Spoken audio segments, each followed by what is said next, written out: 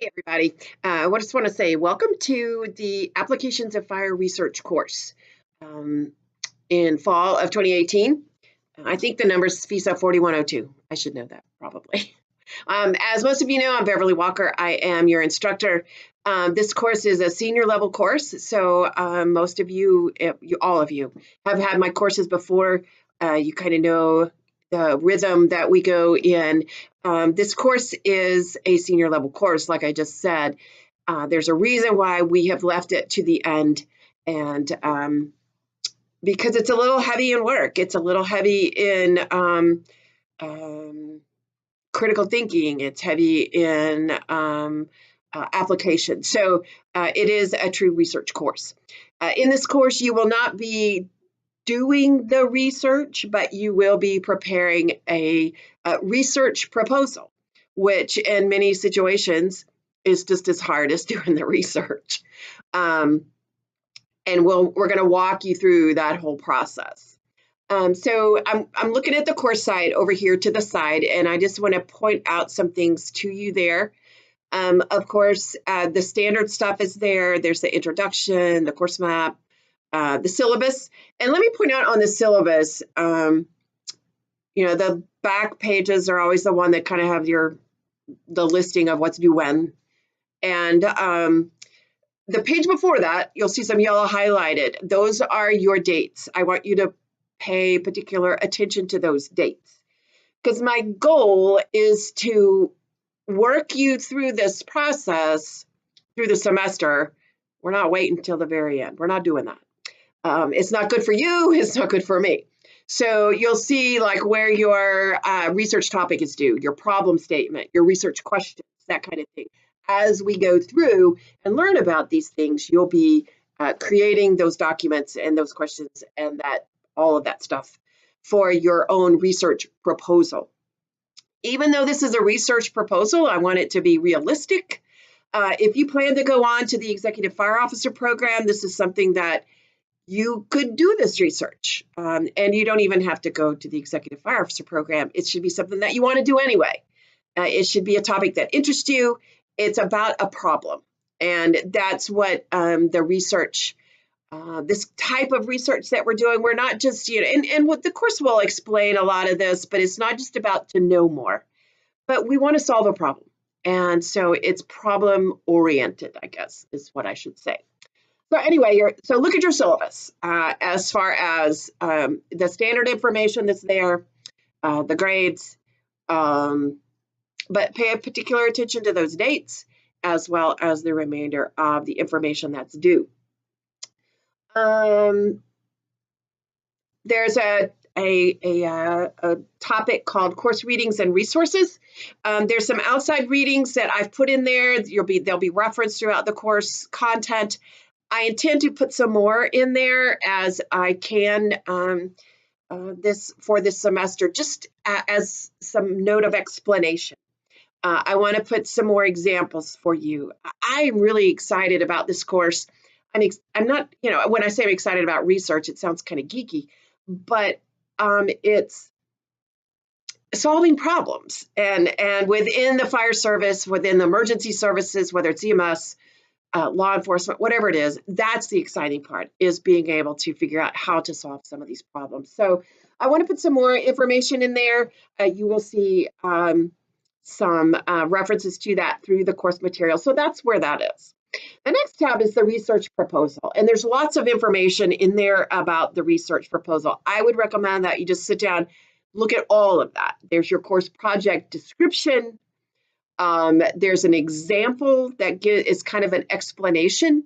Again, this is a research proposal, not a research paper. We're not doing the research, but this is the proposal. There's some more information about a problem statement of identifying that problem. And then there's the purpose statement, what the purpose of your research is going to be, and then your research questions. And all of this will be explained throughout the material. And then there's the place where you upload your final research proposal. So read all of that and become familiar with that as we go through the course and look at the information in the textbook. there's then you get into the next headings down in the content are the chapter headings.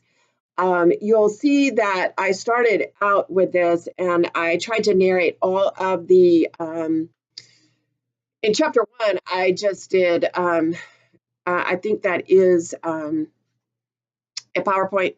Some of the PowerPoints are pretty long. And so I think I kind of quit narrating the PowerPoints so that you would get the message. But I don't want you to not look at the PowerPoints because some of these examples are really good. The information.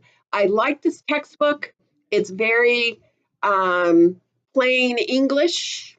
It's not too detailed, but enough detail that it gets us what we need.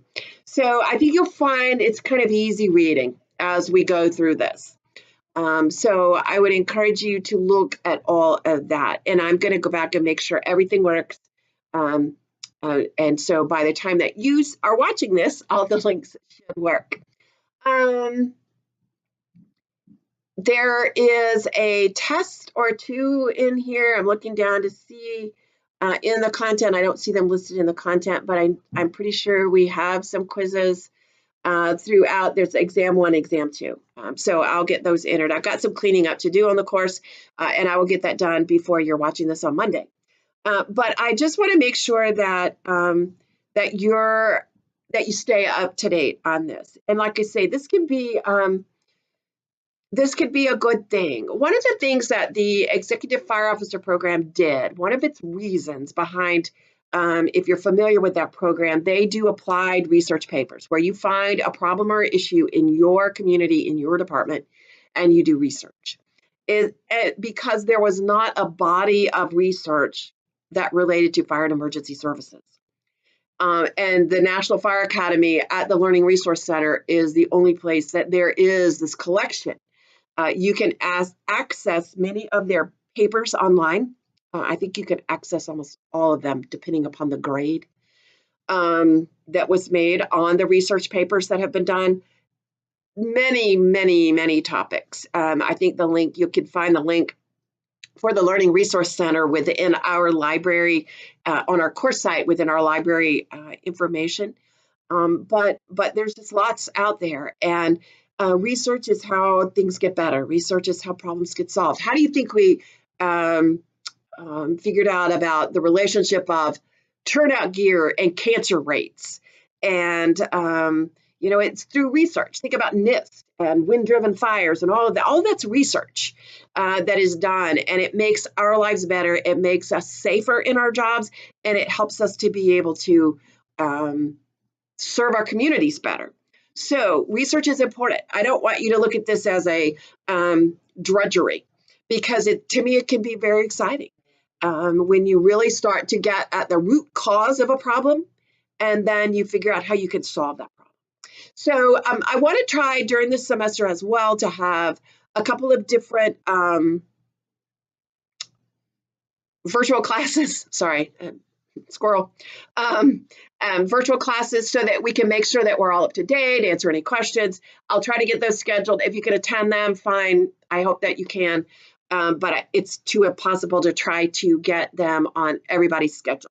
I will try to have them on alternate shift days or something if we do more than one. So that is my goal anyway. So if you have any questions as we go through here, I just wanted to kind of do this as an introduction, let you know what you're in for. And like I say, this is something that's been saved till the as you are nearing the end of your journey here at East Georgia State College.